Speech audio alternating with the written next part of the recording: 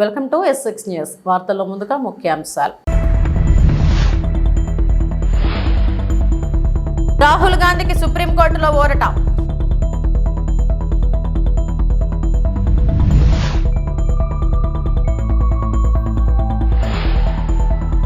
Davos లో జరుగుతున్న world economic forum సదస్సులో పాల్గొనేందుకు వెళ్లిన ఏపీ సీఎం చంద్రబాబు మరియు మంత్రులు.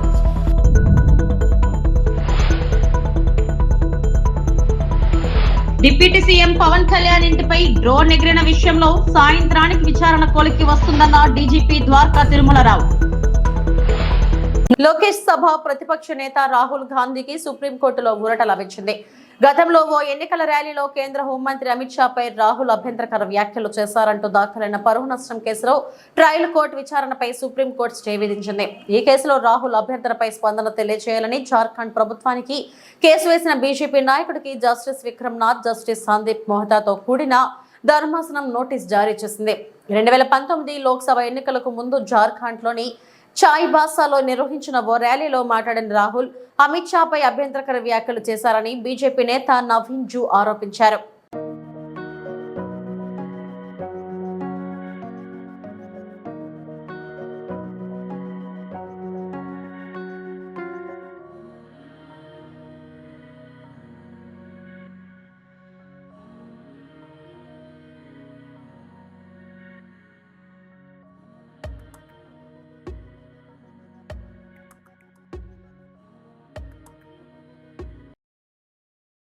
అంతర్జాతీయ వేదిక ద్వారా ఏపీలో పెట్టుబడుల లక్ష్యంగా సీఎం చంద్రబాబు నేతృత్వంలోని బృందం దావోస్ లో పర్యటిస్తుంది. దావోస్ వేదికగా జరిగే ప్రపంచ దేశాల ఆర్థిక సదస్సులో రాష్ట్రానికి పెట్టుబడులు పెట్టేందుకు ఉన్న అవకాశాలను సీఎం వివరించనున్నారు. వివిధ దేశాలకు చెందిన పారిశ్రామికవేత్తలతో భేటీ కానున్నారు. దావోస్ ఎయిర్పోర్ట్ కు చేరుకున్న సీఎం చంద్రబాబు బృందానికి అక్కడ నివాసం ఉంటున్న ప్రవాసాంధ్రులు ఘనంగా స్వాగతం పలికారు. జై Chandrababu Naidu.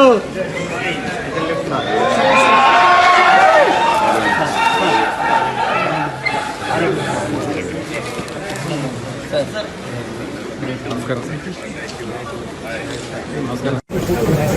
Good luck sir.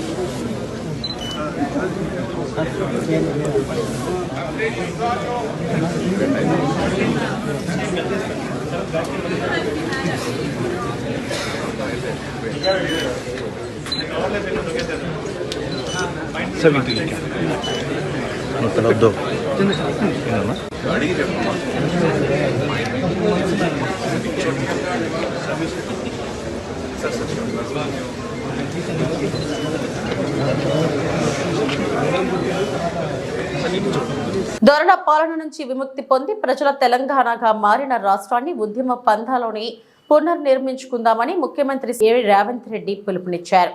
రాష్ట్ర సాధన ఉద్యమంలో ద్రోహులను తరిమివేసిన విధంగా నేడు తెలంగాణ అభివృద్ధిని అడ్డుకుంటున్న వారికి బుద్ధి చెప్పాల్సిన అవసరం ఉందని అభిప్రాయపడ్డారు. సంక్షేమంతో పాటు సమగ్ర అభివృద్ధిని సాధించుకునే క్రమంలో ప్రపంచంతోనే పోటీపడి తెలంగాణను నెంబర్ 1 గా నిలబెట్టుకుందామని అన్నారు. సింగపూర్ పర్యటనలో ఉన్న ముఖ్యమంత్రి శ్రీ రేవంత్ రెడ్డి అక్కడ తెలంగాణ కల్చరల్ సొసైటీ ఆధ్వర్యంలో నిర్వహించిన మీట్ అండ్ గ్రీట్ కార్యక్రమంలో పాల్గొని తెలంగాణ ప్రవాసులను ఉద్దేశించి ప్రసంగించారు.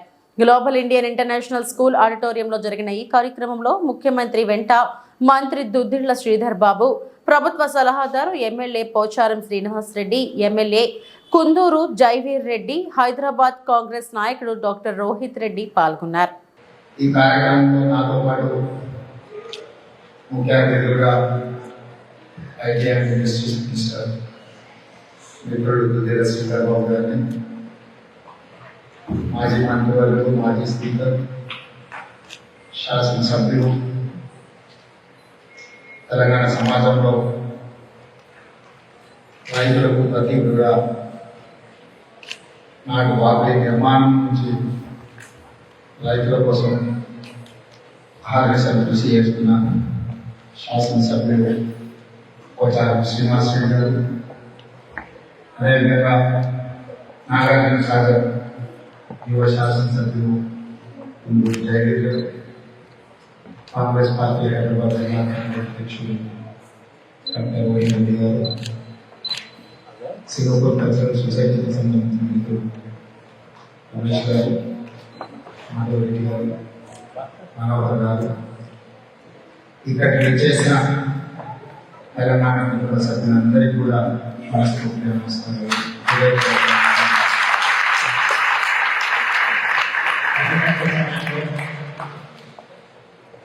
మేము ప్రభుత్వ బాధ్యతలో భాగంగా సింగపూర్ పర్యటనకు వస్తే మీరందరూ అత్యంత అభిమానంతో మమ్మల్ని సాధారణంగా ఆహ్వానించి మీరు సింగపూర్లో ఉన్న తెలంగాణ పట్ల మీ ప్రేమ తగ్గలేదు, మీ గుండె నిత్యం తెలంగాణ కోసమే ప్రతిస్పందిస్తుంది అని చెప్పి ఇంతమంది ఇక్కడికి వచ్చి మా కండగా నిలబడడానికి మనస్ఫూర్తిగా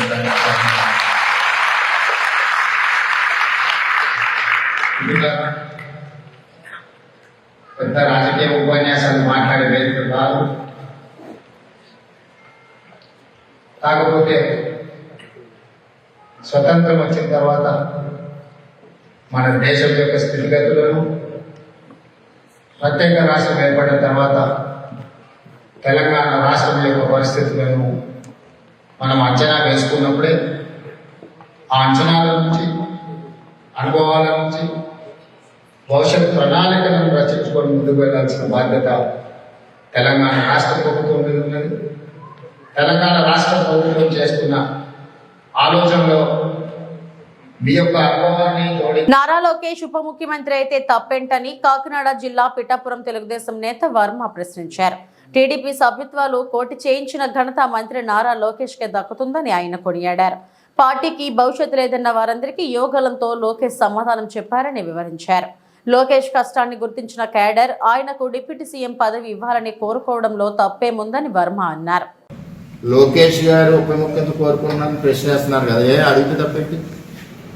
అలా పొలిటికల్ రాజకీయ పార్టీలు ఎలా ఉంటాయంటే, నిన్నగాక మొన్న జగన్మోహన్ రెడ్డి ఓడిపోయాడు, సీఎం సీఎం సీఎం అంటున్నారు లేదా? మన దగ్గరికి వచ్చాడు జగన్మోహన్ రెడ్డి ఓడిపోయిన నెలకో 2 నెలలకు వరదలకు. మరి సీఎం సీఎం అనలేదా? రవణపేటలో అక్కడ అన్నారు లేదా?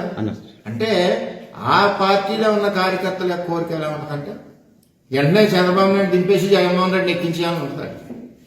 అంటే ఆ పార్టీలో వాళ్ళ ఇంట్రెస్ట్, వాళ్ళ మనోభావం, వాళ్ళ కసి. అలాగే జనసేన ఉంది, వాళ్ళు కళ్యాణ్ గారు సీఎం కావాలని అడగరా కార్యకర్తలు? అది కూడా ఎప్పుడు అవ్వాలి అన్నది ఒక ఆలోచనతో కార్యకర్తలు పనిచేస్తూ ఉంటారు. అలాగే తెలుగుదేశం పార్టీ ప్రతిపక్షంలో ఉన్నాం, చంద్రబాబు నాయుడు సీఎం సీఎం అనేవారు కాదా? లోకేష్ పాదయాత్రలో సీఎం సీఎం అనేవారు కాదా? అంటే ఇవన్నీ ఏంటంటే, పొలిటికల్ పార్టీ అన్నది కింద స్థాయి కార్యకర్తలకి ఒక మనోభావాలు ఉంటాయి, వాళ్ళకి ఒక కసి ఉంటుంది. వాళ్ళ నాయకుడిని ఇలా ముఖ్యమంత్రిగా చూడాలని ఒక పార్టీ అనుకుంటుంది, ఇంకో పార్టీ ముఖ్యమంత్రిగా చూడాలని అనుకుంటారు. ఈవేళ తెలుగుదేశం పార్టీలో మీరు అడిగిన ప్రశ్నకి లోకేష్ గారికి డిప్యూటీ సీఎం అడుగుతున్నారు ఏంటంటున్నారు కదా మీరు. ఏం తక్కువ ఉంది ఆయనకి? ఆయన ఏం చేశాడో మీకు ఏమంతా తెలుసా? ఆయన ఎంత గుడ్డి చాకరీ చేశాడో లోకేష్ గారు తెలుగుదేశం పార్టీకి తెలుసా? వేళ పార్టీకి వెన్నెముగ్గా నడిచాడు. ఒక సైడ్ చంద్రబాబు నాయుడు పరిపాలన చేస్తుంటే 2014-19లో రాష్ట్రంలో రూపాయి లేకుండా చిల్లిగా లేనప్పుడు పార్టీని వెనకొని నడిపించి ఎన్నెముగ్గా ఉన్నాడు. ఒకటిగా జ్ఞాపకం తెచ్చుకోండి, 2009 ఎలక్షన్ ముందు ఆయన నగదు బదిలీ పథకం తెచ్చాడు. ఆ రోజుల్లోనే బ్రహ్మాండంగా యుఎస్లో చదువుకున్నాడు ఆయన యూనివర్సిటీలో. నగదు బదిలీ తెచ్చాడు. ఆ నగదు బదిలీ అప్పుడు ఇంప్లిమెంట్ అయ్యి ఉంటే ఇవాళ పీడిఎస్ స్కామ్ లేదు. అలాగే మొట్టమొదటిసారిగా 50 లక్షలు మెంబర్షిప్ చేశాడు, ఆన్లైన్ మెంబర్షిప్. మొట్టమొదటిసారిగా నారా లోకేష్ ఈ ప్రపంచంలోనే పొలిటికల్ పార్టీలకి ఏదికి ఇన్సూరెన్స్ లేని సమయంలో మొట్టమొదటి ఇన్సూరెన్స్ కార్యకర్తగా ఉండాలని చెప్పి పెట్టిన నాయకుడు లోకేష్ గారు. దాన్ని చూసి ఇవాళ అన్ని పార్టీలు ఫాలో అవుతున్నాయి, నేషనల్ పార్టీలు కూడా. ఏం తక్కువది? నెక్స్ట్ పంచాయతీరాజ్ శాఖ మంత్రిగా లోకేష్ గారు పనిచేశాడు. ఇవాళ రాష్ట్రంలో 75% రోడ్లు వేసాం. అప్పుడు మన పిఠాపురాన్ని 75% రోడ్లు వేసాం. ఏం తక్కువ చేశాడు అంటున్నాను నేను. నారా లోకేష్ గురించి ఇబ్బంది పడ్డాను. తర్వాత ఈ మధ్యలో ఐటీ సెక్టర్ బ్రహ్మాండంగా డెవలప్ చేశాడు. ఐటీ సెక్టర్ నెక్స్ట్ ప్రభుత్వం ఓడిపోయింది. ఇవాళ నాయకులు ఎవరన్నా కష్టమున్నా సుఖమున్నా పొలిటికల్గా ఎలా ఉన్నా కలిసిది ఎవరినే? నారా లోకేష్. సపోర్ట్ ఇచ్చేది ఎవడు? నారా లోకేష్. అటువంటిది ప్రభుత్వం పోయింది. అయిపోయింది. తెలుగుదేశం పార్టీ పని అయిపోయింది అన్నాడు జగన్మోహన్ రెడ్డి. ఎందుకు పని చేయదు? చంద్రబాబు నాయుడు పని అయిపోయింది అన్నారు. వయసు అయిపోయింది అన్నారు. ఏం వయసు అయిపోయింది? చంద్రబాబు నాయుడు 100 సంవత్సరాలు ఉంటాడు భగవంతుడు ఆశీస్సులతో. ఆయన ఆరోగ్యం మీకు ఎవరికి తెలియదు. ఆయన కష్టపడే విధానం ఎవరికి తెలియదు. డిప్యూటీ సీఎం పవన్ కళ్యాణ్ ఇంటిపై డ్రోన్ ఎగిరిన విషయంలో ఈ సాయంత్రానికి విచారణ కొలిక్కి వస్తుందని డీజీపీ ద్వారకా తిరుమలరావు స్పష్టం చేశారు. పవన్ భద్రతకు సంబంధించి ప్రతి అంశాన్ని త్వరగా పరిగణిస్తున్నామని చెప్పారు. వాళ్ళ దగ్గర నుంచి ఒక లెటర్ వచ్చింది. 24 hours కల్లా ఎంక్వైరీ చేయమని చెప్పాడు. నిన్న ఈవినింగ్ అయిపోవాలా, ఇంకొక రోజు టైం కావాలి అడిగారు. అది కూడా చేయమని చెప్పాను. నిన్న కూడా మళ్ళీ ఏదో కొంత ఇన్ఫర్మేషన్ వచ్చింది. కొంత మొత్తం విచారించి ఇవాళ సాయంకాలానికి నివేదిక వచ్చేట్టు అవకాశం ఉంది. సార్, కంటిన్యూగా పవన్ కళ్యాణ్ టార్గెట్ చేస్తూ అక్కడేమో ఏజెన్సీలో నకిలీ పోలీసు, పవన్ కళ్యాణ్ ఇంటి దగ్గర రెక్కి, ఇప్పుడేమో డ్రోన్, కంటిన్యూగా ఒకే చోట ఇలా జరుగుతుంటే ఏమనుకోండి. అంటే మేము ఈ రెండు విడిగా చూస్తున్నామండి. ఈ డ్రోన్ విషయం అనేది యాక్చువల్గా డ్రోన్ ఎగిరిందా లేదని మేము కనుక్కోవాలా. ఏదైనా చూసి డ్రోన్ అనుకున్నారు అక్కడ ఉన్న వాళ్ళు. ఎందుకంటే అక్కడ ఉన్న వాళ్ళు ఎవరు ఆ రోజు చెప్పినటువంటి వాడు ఒక RSI తప్పించి అంతకన్నా సీనియర్ లేరు. సో అది డ్రోనేనా కాదా అని కూడా తెలుసుకోవాల్సింది. అక్కడ డ్రోన్ ఫ్లై చేసే అవకాశం ఎవరు ఉందో చాలా విశదంగా చాలా విచారించినాకే ఒక కంక్లూషన్కి వస్తాం. అది వాళ్ళు సాయంకాలానికి అయ్యే అవకాశం ఉంది. అక్కడ జరిగిన విషయం ఏంటంటే ప్రోగ్రామ్ అయిపోయినాక జరిగిన విషయం అది. అది కూడాను ప్రోగ్రామ్ అయిపోయాక ప్లేక్ దగ్గర పోయి ఇప్పుడు ప్రోగ్రామ్ అయిపోయాక కూడా పోయి నిలబడ్డాడు అనుకోండి, ఏం చేస్తుంది దానికి? ఓ పిచ్చోడు నిలబడచ్చు, మంచోడు నిలబడచ్చు, దొంగ నిలబడచ్చు. అట్లా ఏదైనా జరగడం తప్పించి ఎందుకు జరిగింది అని చూస్తున్నాం. ఆ ప్రోగ్రాంలో మాత్రం ఏదైనటువంటి సెక్యూరిటీ ల్యాబ్స్ జరగలేదు మన ఏజెన్సీ ఏరియాలో కూడా. ఏది అయినప్పటికీ ప్రతి చిన్నదాన్ని ప్రతి విషయాన్ని మేము చాలా సీరియస్గా తీసుకుంటాం. అన్ని విచారణ చేయడం జరుగుతుంది. డిప్యూటీ సీఎం విషయంలో కొంచెం సోషల్ మీడియాలో వార్ జరుగుతుంది, నారా లోకేష్ వర్సెస్ పవన్ కళ్యాణ్. సో దాన్ని అది పెట్టారు, దాని మీద గొడవ అయ్యే అవకాశం ఉంది. నాకు యాక్చువల్ ఐడియా లేదు, చూసుకుంటాను, చూస్తాను. కోడి పందాలు గతం కంటే ఈసారి ఎక్కువ గతం కంటే ఎక్కువ కేసులు కూడా నమోదవుతాయా? ఈసారి ఎక్కువ జరిగిందా అని నాకు ఎగ్జాక్ట్గా లాస్ట్ టైం ఎక్కువ తెలియదు. కేసులు చాలా పెట్టాం, ముందు నుంచి కేసులు పెడతా ఉన్నాం. ఎందుకంటే ఇది హైకోర్టు మానిటర్ చేస్తున్న యాక్టివిటీ. కొన్ని సంవత్సరాలుగా హైకోర్టుకి మేము వాళ్ళు మానిటర్ చేస్తున్న యాక్టివిటీ, ప్లస్ హైకోర్టుకి నివేదిక కూడా ఇవ్వాల్సి ఉంటుంది. జరిగిన విషయాలు అన్నింటిలో కూడాను ముందు జరిగింది, తర్వాత 13, 14, 15 3 రోజులు జరిగింది. మొత్తం మీద రిపోర్ట్ ఇవ్వాల్సి ఉంటుంది. అది ఇస్తాం. అది ఎప్పటి కూడా ఓకే. పశ్చిమ గోదావరి జిల్లా నర్సాపురం కబడ్డీ స్టేడియంలో గత 5 రోజులుగా జరుగుతున్న జాతీయ స్థాయి స్త్రీ పురుషుల కబడ్డీ పోటీల్లో పురుషులు విభాగ విన్నర్గా మహారాష్ట్ర, మహిళా విభాగంలో CRPF ఢిల్లీ జట్టు నిలిచాయి. శనివారం అర్ధరాత్రి వరకు జరిగిన ఈ పోటీల్లో పురుషుల విభాగంలో ద్వితీయ స్థానంలో కోల్కతా, తృతీయ CRPF ఢిల్లీ, 4వ స్థానంలో కోల్కతా జట్లు నిలవగా, మహిళా విభాగంలో రన్నర్గా రాజస్థాన్, తృతీయ కోల్కతా, 4వ స్థానంలో కేరళ జట్లు గెలుపొందాయి. విజేతలకు గోగులమ్మ ఉత్సవ కమిటీ తరపున 7 లక్షల ప్రైజ్ మనీ, షీల్డ్లను జిల్లా కలెక్టర్ నాగరాణి, SP నయీంలు అందించారు. బహుమతి ప్రదానం అనంతరం కలెక్టర్, SPలు మాట్లాడారు. దేశంలో వివిధ రాష్ట్రాల నుంచి ఇచ్చేసిన ప్లేయర్స్ నా యొక్క హృదయపూర్వక ధన్యవాదాలు. ఈరోజు ఇక్కడ ఈ కార్యక్రమంలో పాల్పంచుకోవడం ఎంతో సంతోషంగా అనిపించింది. అంటే కబడ్డీ అనేది ఒక గ్రామీణ క్రీడ. అది అందరికీ కూడా ఎంతో హృదయానికి దగ్గరైన ఆట. అది మేము కూడా చిన్నప్పుడు కబడ్డీ ఎంతో ఇష్టంగా ఆడేవాళ్ళం. ఈ క్రీడ వల్ల పిల్లలకి శారీరక దృఢత్వం, మానసిక దృఢత్వం వస్తుంది. ఇది చాలా అంటే టీమ్ స్పిరిట్ పెరుగుతుంది. ఒక స్ట్రాటజీ ఎట్లా వేయాలి అనేది జరుగుతుంది. ఈ గేమ్ లాస్ట్ 36 yearsగా ఇక్కడ అప్రహితంగా ఇక్కడ టోర్నమెంట్స్ కండక్ట్ చేస్తున్నారు. అంటే ఆ యొక్క నిర్వాహకుల క్రీడ మీద, ఆటల పట్ల యువత మీద ఉన్న మక్కువ అర్థమవుతా ఉంది. ఈ విధంగా యువతని ఎంకరేజ్ చేయడం అనేది చాలా గొప్ప విషయం. ముఖ్యంగా సంక్రాంతి టైంలో మానవ హక్కుల పరిరక్షణకే చేసిన కృషికి ఫలితం జై గోపాల్. ప్రముఖ నాస్తికవాది, అంతర్జాతీయ హక్కుల నాయకులు, భారత నాస్తిక సమాజం మరియు సైంటిఫిక్ స్టూడెంట్ ఫెడరేషన్ సంస్థల వ్యవస్థాపకులు డాక్టర్ జయగోపాల్కు వారి మరణానంతరం చెన్నైలోని ద్రవిడ కజంగం పెరియార్ తమిళ్ ఫోరం చే ప్రముఖ సాంఘిక ఉద్యమకారుడు పెరియార్ అవార్డును ఈ నెల 15న ద్రవిడ కజగం నాయకులు డాక్టర్ కె వీరమణి అందించినట్లు భారత నాస్తిక సమాజం నాయకులు టి శ్రీరామూర్తి, వై నూకరాజు మరియు జె రవి విశాఖపట్నంలోని పౌర గ్రంథాలయంలో జరిగిన విలేకరుల సమావేశంలో వెల్లడించారు. ఈ కార్యక్రమానికి విశాఖపట్నం మరియు తెలంగాణలోని వివిధ ప్రాంతాలకు చెందిన భారత నాస్తిక సమాజం, సైంటిఫిక్ స్టూడెంట్ ఫెడరేషన్ కార్యకర్తలు, నాయకులు హాజరయ్యారు. 1972లో డాక్టర్ జయగోపాల్ చే స్థాపించబడ్డ భారత నాస్తిక సమాజం దేశంలోని 8 రాష్ట్రాలలో విరివిగా మూఢనమ్మకాల నిర్మూలనకై, హక్కుల సాధనకై విరివిగా కృషి చేసిందని, దేశంలోని దళితులపై, స్త్రీలపై జరుగుతున్న దాడులకు వ్యతిరేకంగా మానవ హక్కుల పరిరక్షణకై చేసిన కృషికి గుర్తింపుగా ప్రతిష్టాత్మక పెరియార్ అవార్డును అందించడం జరిగిందని వారు అన్నారు. అవార్డు ఇవ్వడం ద్వారా భారత నాస్తిక సమాజం యొక్క బాధ్యతను మరింతగా ప్రోత్సహించిందని, ఆ స్ఫూర్తితో ప్రేరణతో రాష్ట్రంలోని వివిధ ప్రాంతాలలో మూఢనమ్మకాల పేరుతో జరుగుతున్న అన్యాయాలను, ఆకృత్యాలను నిరోధించడానికి, ప్రజలలో శాస్త్రీయ భావనను కల్పించడానికి పాటుపడుతుందని అన్నారు. నా పేరు జె రవి, భారత నాస్తిక సమాజం కేంద్ర కమిటీ సభ్యుడు. గట్టిగా లేదు, ఇది ఉంది, స్పేన్ ఉంది కదా.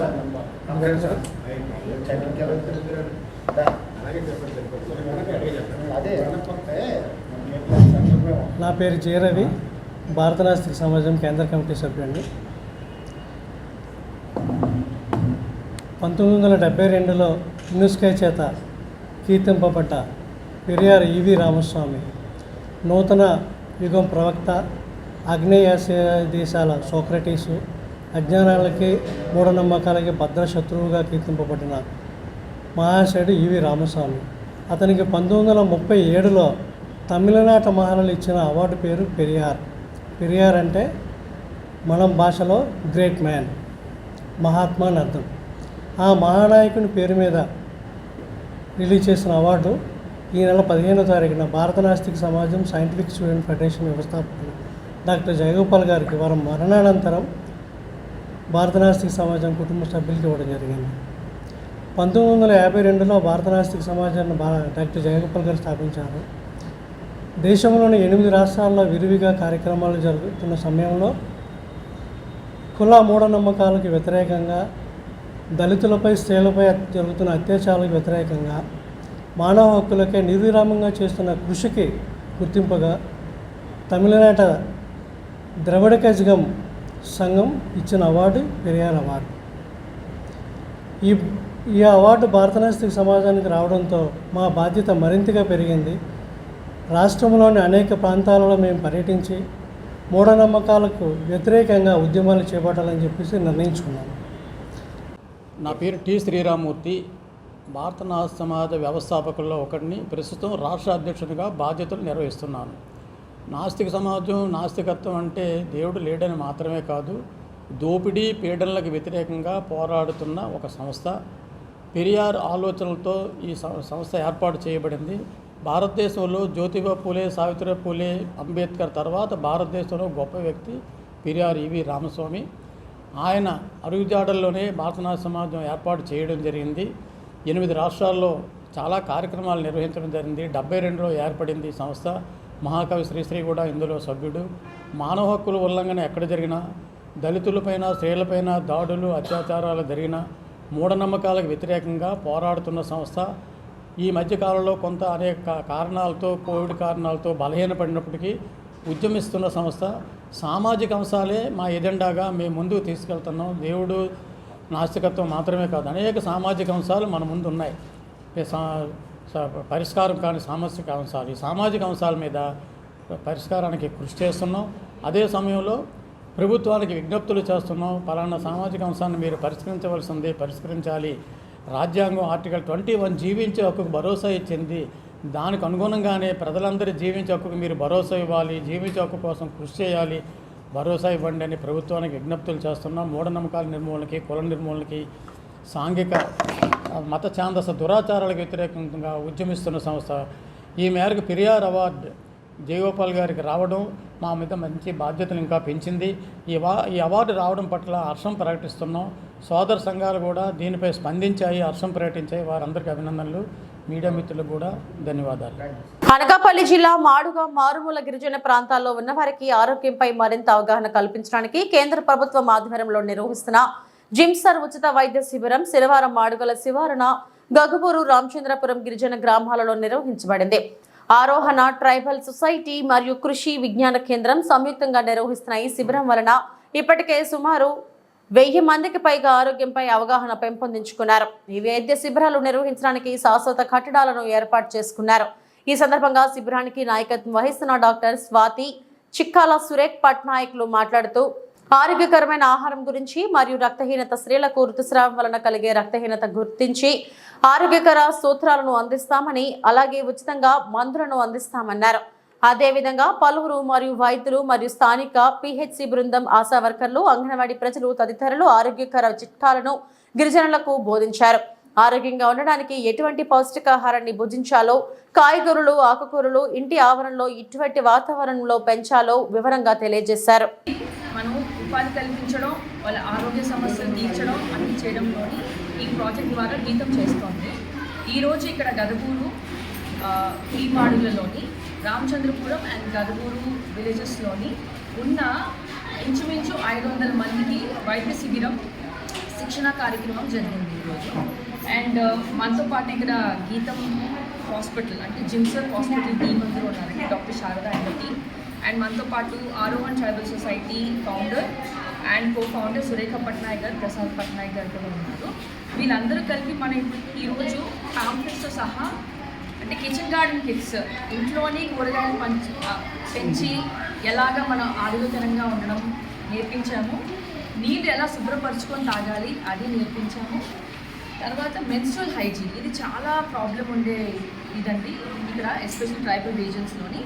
అందుకని వీళ్ళ కోసం మనం ఎలాగ చేసుకోవాలని చెప్పి వీడియోస్ కూడా మేడం అన్ని ప్లే చేసి ఎక్స్ప్లెయిన్ చేశారు. ఇది కాకుండా బయోడిగ్రేడబుల్ శానిటరీ ప్యాడ్స్ కూడా వీళ్ళకి మనం ఇవ్వడం జరిగింది. ప్లస్ అంటే కొంతమంది క్లాత్ వాడుతున్నారు, వాళ్ళని శానిటరీ ప్యాడ్స్ వాడడం కోసం షిఫ్ట్ చేయడం కోసం మనం ఇక్కడ అవగాహన సదస్సు చేశాము. అది కాకుండా చాలా మంచి విషయం ఏంటంటే మనం ఈరోజు కొత్తగా మెన్స్ట్రువల్ కప్స్ గురించి ఎక్స్ప్లెయిన్ చేశామండి.